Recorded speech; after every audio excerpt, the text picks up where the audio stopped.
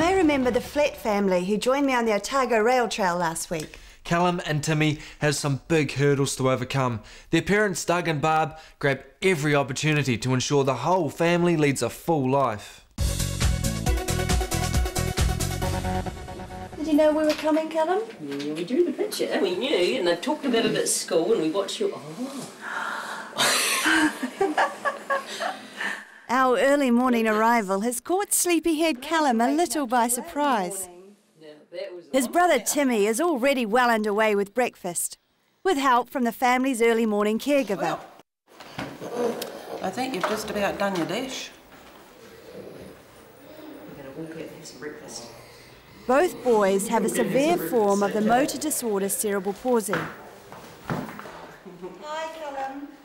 You've finally woken up. The messages the brain sends to different muscles in the body get scrambled, making all physical movement very difficult. Excellent. He loves the porridge as well. Here you go.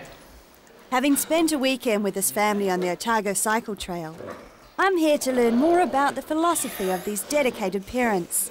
They try so hard, and you learn to appreciate every little milestone that there is, really, and just the constant effort that they have to put in to achieve what to other people would seem like really small things, but they put in so much effort, and when they actually achieve them, it's just, I mean, it's an enormous celebration, really. Okay, Timmy, time for your tube feed, mate. Second breakfast time, is it? It is, it is. Yeah, Timmy has his oral breakfast first, and then, because he doesn't have the strength and coordination and effective swallow to eat enough, he has a tube feed after that. Having a tube feed, Doug and Barb encourage the boys to do as much for themselves as possible. You going to help?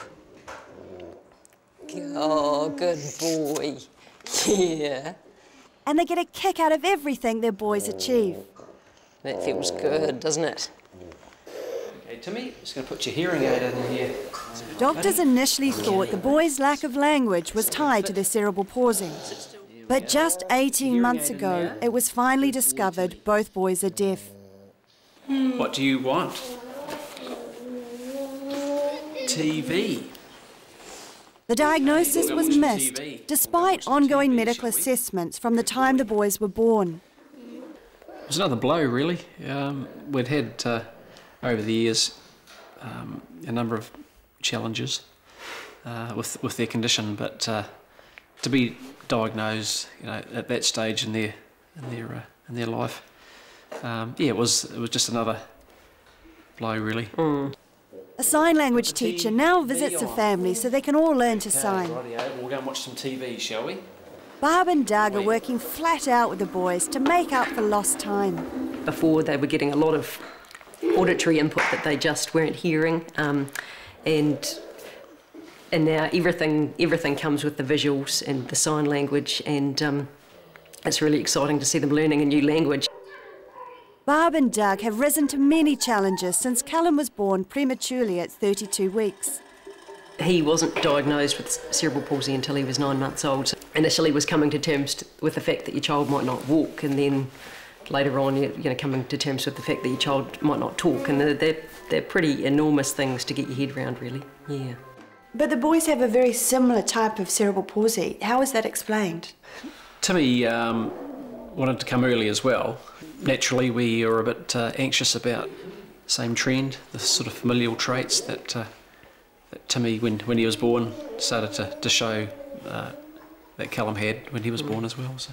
He was a caesarean section, so it kind of took away any doubts that there might have been about the birth process being responsible for the CP. Specialists now believe the boys share a rare genetic disorder.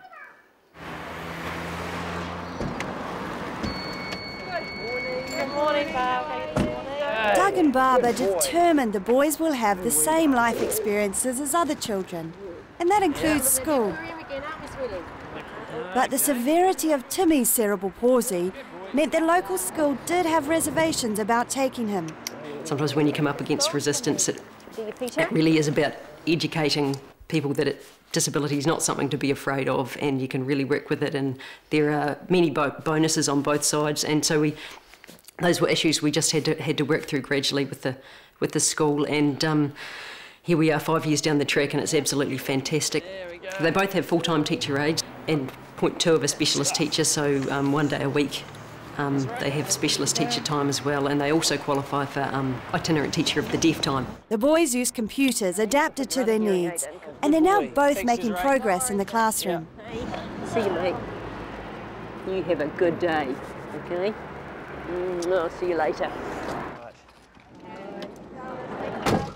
See ya. After school, the boys are kept active. They both have scoliosis, or curvature of the spine, something that's often associated with cerebral palsy. So activities that keep their back straight are important. When the boys come home from school, it's nice not to make them feel like they have to lie down and do physio and stuff. Callum, your turn first. Play some tennis. Playing Nintendo Wii is actually good for arm strength and posture. Dad happily coaches the boys. Callum and Timmy also attend regular swimming lessons. They usually have 2 formal physiotherapy sessions a week as well. If the boys are finding their routine a little tough, they let their parents know. They're pretty astute in getting the message across, really. They don't often get upset, and there's always a reason, and so you start to narrow down the possibilities. If someone bursts into tears, it's for a very good reason, and you work your way through a little list of things. You know, is it that their splints are pinching and they're in pain and they're telling you that, or is it because something upsetting's happening on TV and they've got a fright and they're scared? So what are some of the noises or things the boys do to get your attention to what they want? Callum's very vocal and he'll use his voice a lot. For Timmy, watching what he eye points really, really well, and so if you're watching where his eyes are going, you know, you can really gauge what he's thinking about, what he's kind of imagining, really. Then we go walking, aren't we? Yeah, the heart walkers. Time for a bit more action. These heart walkers are customised walking frames, specially designed for children with cerebral palsy. They have nearly 1,000 moving parts and can be adjusted as the boys grow and develop more movement.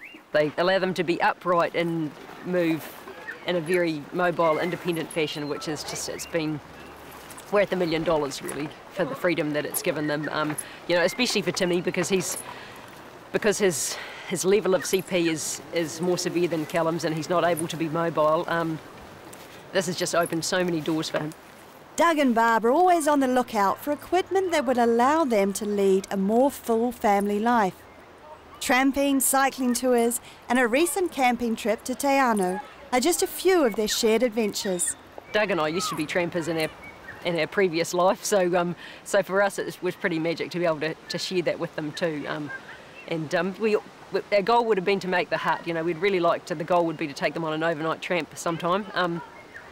But the boardwalk got a little bit narrow, and we had to turn back. But we still had a fantastic 3-hour hike in the bush.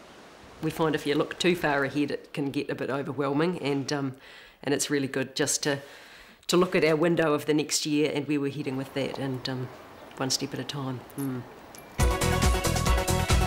We know there are hundreds of dedicated parents and caregivers out there, exactly the kind of people we want you to nominate for the community category of the Attitude Awards. Visit our website disabilitytv.com for details.